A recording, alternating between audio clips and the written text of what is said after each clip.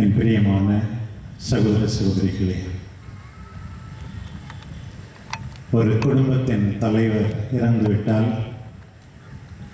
எல்லாரும் துக்கம் கொண்டாடுகின்றார்கள். சில சமயங்களில் சாவு செய்தி கேட்டு சில ஊர்களுக்கு போகும்போது பெரிய சாவு என்று சொல்லுகிறார்கள். சில மனிதர்கள் இறந்து விட்டார். இன்றைக்கு திருச்சபை தம் தலைமகன் இயேசுவை இழந்த துயரத்தில் நாம் அனுசரித்த ஒரு சந்தி சுத்த போசனம் அதற்கு அடையாளம். நாங்கள் அணிந்திருக்கிற சிவப்பு அங்கி அதற்கு அடையாளம். நாம் பங்கு கொண்ட சிலுவை பாதை அதற்கு அடையாளம். காலியாக இருக்கிற இந்த பீடம் அதற்கு அடையாளம். உலகம் முழுவதிலும் இயேசுவின் இறப்பை நினைத்து இன்றைக்கு துக்கம் அனுசரிக்கிறார்கள். சிலுவை பாதையினோட சிந்தித்தோம். ஆண்டவர் உள்ளத்திலும் உடலிலும் எவ்வளவு வேதனைப்பட்டார் என்று. நேற்று ராப்போசனம் முடிந்ததிலிருந்து ஆண்டவர் பட்ட வேதனையை என்னவென்று சொல்வது? தன்னுடைய சீடர்களோடு வழக்கமாக அவர் செல்லுகின்ற கெத்செமனி தோட்டத்திற்கு சென்றார். அவர்களிடம் சொன்னார், பயமா இருக்குது, என்னை கொண்டு விடுவார்கள் போல இருக்கிறது. தன்னுடைய மனித தன்மையில் இன்றைய 2ஆம் வாசகத்தில் நாம் கேட்டோம், கண்ணீர் விட்டு கதறி ஜெபித்தாராம். என்னோடு விழித்திருங்கள்னு கேட்டுக்கிட்டார். ஆனால் அவர்கள் விழித்திருக்கவில்லை. மீண்டும் மீண்டும் அதே வார்த்தைகளை சொல்லியே கெத்செமனி தோட்டத்தில் ஜெபித்தார். தந்தையே, கூடுமானால் இந்த துன்ப கலம் என்னை விட்டு அகலட்டும். ஆனாலும் என்னுடைய விருப்பம் அன்று உம்முடைய விருப்பப்படி ஆகட்டும். பாருங்க, யூதாஸ் மொத்தமிட்டு தன்னுடைய தலைவரை காட்டி கொடுக்கிறார். முன்னாடியே கேட்டான், அவரை காட்டி கொடுத்தா நீங்க எனக்கு என்ன தருவீங்க? அவன் சொன்னான் 30 வெள்ளிக்காசு. வாங்கி வச்சுக்கிட்டான். பணம் தான் பெருசா? நாம் கூட பல நேரங்களிலே அப்படித்தானே இருந்து விடுகிறோம். பணத்துக்காக உறவுகளை முறித்துக் கொள்கிறோமே, பணத்துக்காக உடன்பிறப்புகளை தூக்கி எறிந்து விடுகிறோமே, பெற்றோரை கூட மன்னிக்காமல் இருக்கிறோமே. பணம் தான் பெருசா? மொத்தமிட்டா மருமகனை காட்டிக் கொடுக்கிறாய். யூதாசனுடைய பாதங்களையும் கழுவி ஆண்டவர், நீதான் என்னை காட்டிக் கொடுப்பாய் என்று ஒரு முறை சொன்ன ஆண்டவர் மீண்டுமாக அவன் இதய கதவை கட்டுகிறார். முத்தமிட்டா காட்டிக் கொடுக்கிறாய் என்று. படை வீரர்கள், யூத தலைவர்களால் அனுப்பப்பட்டவர்கள் அவரை பிடித்து கொண்டு போனார்கள். எல்லாரும் விட்டுட்டு ஓடி போயிட்டாங்க. உம்மோடு இறப்பதற்கும் நாங்கள் தயாராகிருக்கிறோம் என்று சூளுரைத்தவர்கள்லாம் ஓடி போயிட்டாங்க. பாருங்கள், அந்த இரவு முழுவதும் தலைமை குருவின் வீட்டில் ஆண்டவர் எவ்வளவு வேதனைப்பட்டார். பொய் குற்றம் அவர் மீது சுமத்தப்பட்டது. அடிமேல் அடி அடித்தார்கள், குத்தினார்கள், காரி உமிழ்ந்தார்கள், கன்னத்தில் அறைந்தார்கள், தீர்க்க தரிசனம் சொல் என்றெல்லாம் சொன்னார்கள். காலையில பிலாத்துவிடம் கொண்டு போனார்கள். பிலாத்து பாருங்க, தன்னுடைய பதவி தான் முக்கியம், ரொம்ப டிப்ளமேட்டிக்கா நான் செயல்படுற மாதிரி இருக்கு. பாருங்க, தெரியுது அவனுக்கு இவன் மீது குற்றம் இல்லை. பொறாமையால் தான் கையளித்தார்கள். பிறகு வேறு நற்செய்தி பிரகாரம் எப்படியாவது தப்பிச்சுக்கலாம்னு சொல்லி ஏரோது கிட்ட அனுப்புறான். ஆண்டவர் அங்கேயும் ஒன்றும் பேசல. ஏரோது புதுமை செய்வார்னு எதிர்பார்த்து அவரை திருப்பி பிலாத்துக்கிட்டே அனுப்புறான். கடைசியா பிலாத்து தான் முடிவு எடுக்கணும். சில நேரத்துல குடும்பத்துல கூட சில பேர் கெட்டது நடக்குதுன்னு தெரியுது, பெற்ற பிள்ளைங்கிட்ட கூட இது செய்யறது தப்புன்னு சொல்ல மாட்டேங்கிறாங்க. இவங்கெல்லாம் பிலாத்து தான். கை கழுவிக்கிறது, நழுவிக்கிறது. அப்பா அம்மா கிட்ட சொல்றது, அம்மா அப்பா கிட்ட சொல்றது, நீ சொல்ல அவங்கிட்ட என்று சொல்வது. தாந்தே சொல்றாரு, யாருக்கு நரகத்துல ரொம்ப சூடான இடம் தெரியுமா? கெட்டது நடக்கும் போது மௌனம் காக்குறாங்களே, அவங்களுக்கு தான் நரகத்துல சூடான இடம். அப்படித்தான் அந்த பிலாத்துவன் நடந்து கொண்டான் பாருங்க.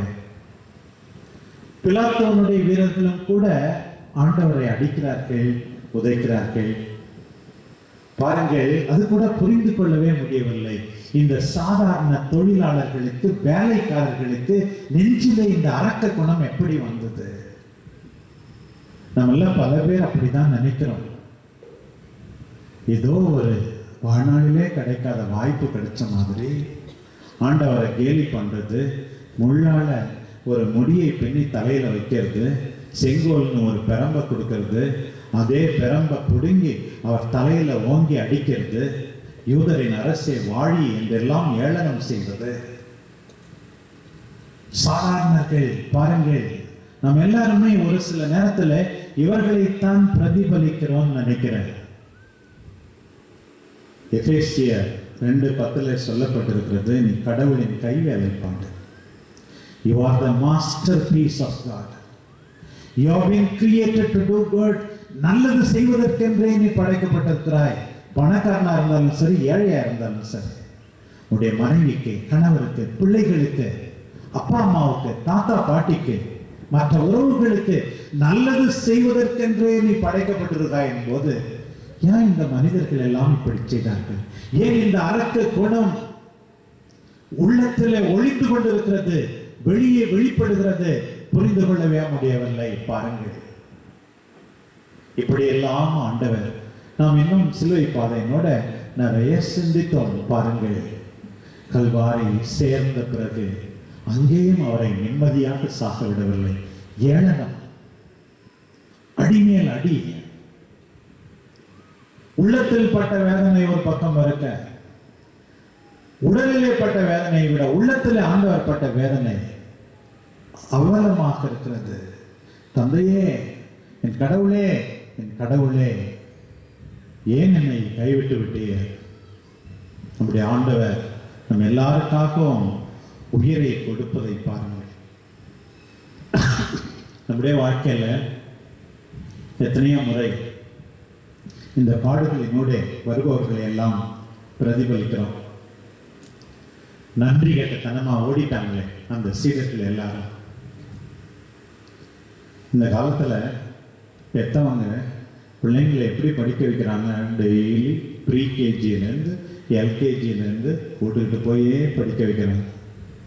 அந்த பெற்றோரை கண்டுகொள்ளாதவர்கள், வயதான காலத்தில் அவர்களை கண்டுகொள்ளாதவர்கள் இங்கே இருந்தால் நாம் தான் ஆண்டவருடைய பாடுகளுக்கு காரணம். மனசு வலிக்குது சில பெற்றோர்களுடைய கண்ணீர் கதை. பாருங்கள், அந்த சீடர்களிலே நம்மை பார்க்கிறோம்.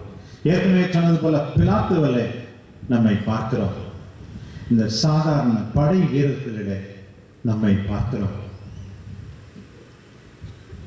அவரை பொறாமையினால இவ்வளவுக்கும் ஆளாக்கினார்களே பரிசேயர்கள், சதுசேயர்கள், தலைமை குருக்கள், மறைநூல் அறிஞர்கள் எல்லாம் பொறாம தான். பாருங்க, அண்ணன் தம்பி நல்லா இருந்தா கூட சில பேரால சந்தோஷப்பட முடியலன்னா வெட்கமா இருக்கு. அவங்க கிறிஸ்தவங்கன்னு சொல்லிக்கிறாங்க. பொறாம, நீ நல்லது செய்யல, அவங்களுடைய வளர்ச்சியிலாவது நீ மகிழ்ச்சி அடையக்கூடாதா?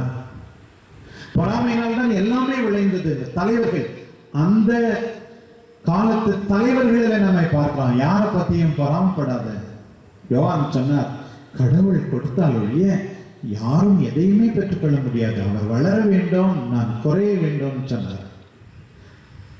இந்த பொறாமையினால நாம் பல சமயங்களில் அழிந்து போகிறோம். அதுவும் கூடாது. இவர்களிலெல்லாம் நம்ம பார்க்கிறோம் பாருங்க. அதிலும் கூட நல்லவங்க இல்லாம போகல. இந்த பாடுகள் ஆரம்பிக்கும் போது அந்த மரியா, மார்த்தாவுடைய சகோதரி, தன்னுடைய சகோதரன் லாசரை மீண்டும் பெற்றுக்கொண்டார்கள். அந்த அம்மா என்ன செஞ்சிச்சு தெரியுமா? வந்து 300 தெனாரியம் மதிப்புள்ள கலப்படம் இல்லாத ஒரு நறுமண தைலத்தை கொண்டு வந்து ஆண்டவருடைய காலில் பூசிச்சான். பாருங்க, நன்றி. என்ன கல்யாணத்துக்காக சேர்த்து வச்சிருந்திருக்கோம். 365 தெனாரியன்னா என்ன அர்த்தம்? 361 வருஷம் ஊதியம் சம்பாதிச்சது எல்லாம் ஒரு வீடு கட்டலாம்னு நினைச்சிருக்கோம். அல்லது என் கல்யாணத்துக்கு அது டவுரியா இருந்திருக்கும் அப்படின்னு நினைச்சிருக்கோம். கல்யாணமாவது காரியமாவது என் தம்பி கிடைச்சிட்டான், ஆண்டவர் சாக போறாரு போல இருக்கு, அவரை விட எனக்கு வேற என்ன முக்கியம் சொல்லி தாராளமா கொடுத்துச்சு அந்த பொண்ணு. அவங்கள நினைச்சு பார்க்கிறோம் பாருங்க. இன்னும் சில பேர்லாம் அந்த நூற்றுவர் தலைவன் ஒரு புறையினத்தை சார்ந்தவன், உள்ளபடியே இவர் நீதிமான்னு சொன்னாங்க. அந்த மரியமகளைன சிலுவை வரைக்கும் பின்பற்றி வந்துச்சு. லூக்கா 8 வாசிக்கிறோம், 7 பேய் ஆண்டவர் அவரிடமிருந்து நீக்கினார்னு. தன்னிடம் உள்ளதையெல்லாம் வைத்து பணிவிடை புரிஞ்சுதான் சிலுவை அடியில மரியமகளைனா நின்று கொண்டிருந்துதான், நன்றியோட நின்று கொண்டிருந்துதான். அதுவும் மத்தேயு 27:61 வாசிக்கிறோம், சிலுவை அடியில் மட்டும் நிக்கலையாம். ஆண்டவர் அடக்கம் பண்ண பிறகு கல்லறையை விட்டு போகாம அங்கேயே உட்கார்ந்து இருந்துச்சான். நம்ம ஏதாவது ஒரு சாவுக்கு போனா நம்ம பாட்டுக்கு எப்போ ஒரு பிடி மண்ணை அள்ளி கல்லறையில போட்டு வீடு வந்து சேருவோம் நினைப்போம். அடக்கம் முடிஞ்ச பிறகும் ஆண்டவர் மீது அன்போடு அங்கே உட்கார்ந்திருந்ததாமே பாருங்க. எத்தனையோ பெண்கள், மற்ற பெண்கள் மாரடித்து புலம்பினார்களாம் பாருங்க ஆண்டவர் சாகும்போது. இந்த நல்ல மனுஷனுக்கு இப்படியா மனம் மாறி நாம் எல்லாரும் நல்லது செய்ய வேண்டும் என்பதற்காக அங்கே அழுது கொண்டிருக்கிற பெண்களை பாருங்க. தனக்கு கல்ற வெட்டி வச்சிருந்தார் அந்த அரிமத்தையா சூசன். நான் எப்ப சாவணும் தெரியாது, இந்த நல்ல மனுஷன் இறந்துட்டார், ஏன் கல்ற இவருக்கு போதும், போய் பிலாத்துக்கிட்ட தைரியமா உத்தரவு வாங்கிட்டு வந்து அடக்கம் செய்யற அவரை பாருங்க. அந்த நிக்கோதேமோ அவர் வந்து பாருங்க எவ்வளவு 30 கிலோ தங்கத்தூள் வெள்ளை போலம் கொண்டு வந்தார் ஆண்டவர் அடக்கம் செய்யறதுக்கு. அந்த தாராளத்தை பாருங்க. அந்த கெட்ட கள்ளன் வந்து ஆண்டவரை குற்றம் கண்டுபிடித்தான். அந்த நல்ல கள்ளன் அவனை திட்டி, உனக்கு நேர்ந்தது எனக்கு நேர்ந்தது நியாயம், நம்ம தப்பு செய்யணும் வாழ்நாள்லாம், இந்த மனுஷன் ஒரு தப்பு கூட செய்யல அப்படின்னு அவனை திட்டிட்டு, இயேசுவே நீர் மாட்சிமையோடு வரும்போது என்னை நினைவு கூறும்னு கேட்டாங்க. அந்த மனுஷன் எல்லாவற்றை விட அதிகமாக ஆண்டவர் என்ன கற்றுக் கொடுக்கிறார்?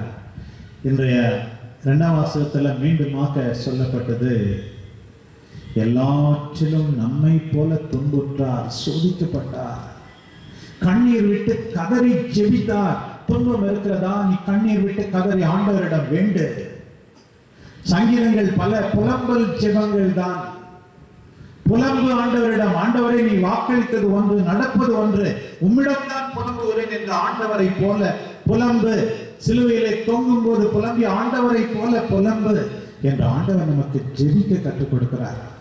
முதல் வாசகத்தில் கேட்டது போல பொறுமையோடு துன்புற ஆண்டவர் கற்றுக் கொடுக்கிறார். அதிலும் இந்த பாடுகளின் வரலாற்றில் நம்ம பார்க்கிறோம். பல சமயங்களில் நம்ம சொல்றோம், எனக்கு பெரிய துன்பம், நான் எங்க ஒன்னா வந்து பார்க்கறது. சில பேர், நிறைய பேர் சொல்றாங்க, ஏமா ஒரு ஃபோன் பண்ணல, ஏன் என்ன நீங்க நினைக்கல அப்படின்னு கேட்டா, நான் ரொம்ப பிஸியா இருந்தேன், ஏன் தொந்தரவே ஒரு பெருசா இருந்தது, உங்க எங்களை நினைக்கிறது, அதனால தான் பேசல அப்படின்னு சொல்றாங்க. உன்னுடைய துன்பம் துன்புறுகின்ற மற்ற சகோதர சகோதரிகளின் கண்ணீரை காணாத அளவுக்கு உன்னை குருடாக்கி விடுகிறது. பாவம், கேவலம், அப்படிலாம் சொல்லாதீங்க. ரொம்ப வேலையா இருந்த, அப்பா அம்மாவை பார்க்கல, அல்லது உனக்கு உதவி செய்யல அப்படின்னா சொல்லாதீங்க. கிறிஸ்தவம் கிடையாது. நீங்க தன்னுடைய துன்பத்தினுடைய கூட ஆண்டவர் மற்றவர்களின் துன்பத்தை பார்க்கிறாரே பாருங்க. நீங்கள் என்னை பிடிக்க வந்திருந்தா என் சீடரை விட்டுடுங்க, அவங்களுக்கு ஒன்றும் செஞ்சிடாதீங்க ஆண்டவர் சொன்னார். அந்த நேரத்திலும் கூட மால்குசனுடைய காதை ஒட்ட வைக்கிறார். தன்னை கைது செய்யறாங்க, சீடரில் ஒருவர் மால்குசனுடைய காதை வெட்டுகிறார். உடனே வாள் எடுப்போர் வாளால் மடிவர்னு அந்த காதை ஒட்ட வைக்கிறாராம் பாருங்க. சிலுவை பாதையினுடைய நாம் கேட்டது போல எருசலேம் பெண்கள் அழுறாங்க. அவங்களுடைய துன்பத்தை ஆண்டவர் நினைச்சு பார்த்து அதை பற்றி அவர்கள் மீது அக்கறையா இருக்கிற ஆண்டவரை பாருங்க. சிலுவையில பரிந்து பேசி ஜெபிக்கிற ஆண்டவரை பாருங்கள். தன் அன்பு தாயை நினைத்து பார்க்கிற ஆண்டவரை பாருங்கள். நம் எல்லாரையும் நினைத்து பார்க்கிற ஆண்டவரை பாருங்கள். தன்னுடைய துன்பத்தினோட கூட மற்றவர்களுக்கு நல்லது செய்கிற ஆண்டவர், நல்ல கள்ளனுக்கு பொறுத்தல் கொடுக்கிற ஆண்டவர். நீ துன்பப்படலாம், இருந்தாலும் துன்புறுகின்ற அவனுடைய உறவுகளை நினைத்து பார்க்க வேண்டும், சகோதர சகோதரிகளை நினைத்து பார்க்க வேண்டும். ஆண்டவர் சொல்லிக் கொடுக்கிற பாடம் மனமுவந்து சிலுவை சுமக்க, பொறுமையோடு சிலுவை சுமக்க, மற்றவர்களுக்கு வாழ்வளிக்க ஆண்டவர் இன்றைக்கு அழைப்பு விடுக்கின்றார். ஆண்டவர் மரித்த போது கற்பாறைகள் பிளந்ததாம். இன்றைக்கு கல்லான நம் இதயங்கள் பிளந்தால், மென்மையாக மாறினால் ஆண்டவருக்கு மகிழ்ச்சி. ஆலயத்தின் திரை மேலிருந்து இரண்டாக கிழிந்ததா? கிழிய வேண்டியது இன்றைக்கு நம்முடைய சுயநல திரைகள். கடவுளுக்கு முதலிடம் கொடுத்து அடுத்தவர்களை பார்ப்பது ஆண்டவர் அழைக்கிறார். ஆபிரகாம் லிங்கன் கொல்லப்பட்ட போது ஒரு தாய் தன் குழந்தையை கையில வைத்துக் கொண்டு அந்த ஊர்வலம், சவ ஊர்வலம் வரும்போது அந்த குழந்தைகிட்ட சொன்னாங்களாம், பாரு, நமக்காக, இந்த கருப்பின மக்களுக்காக உயிரை கொடுத்த அந்த மனுஷன் போகிறார் பார், அவரை வணங்கு. அதே போலதான் நாமும் ஆண்டவரை வணங்க போகிறோம். நமக்காக உயிர் கொடுத்த ஆண்டவருக்காய் நாமும் வாழ நினைத்தால் நம் வழிபாட்டுக்கு அர்த்தம் உண்டு, இத்தவ காலத்தின் நிறைவுக்கு அர்த்தம் உண்டு என்று உணர்ந்து புது வாழ்வு வாழ்வோம். ஆமென்.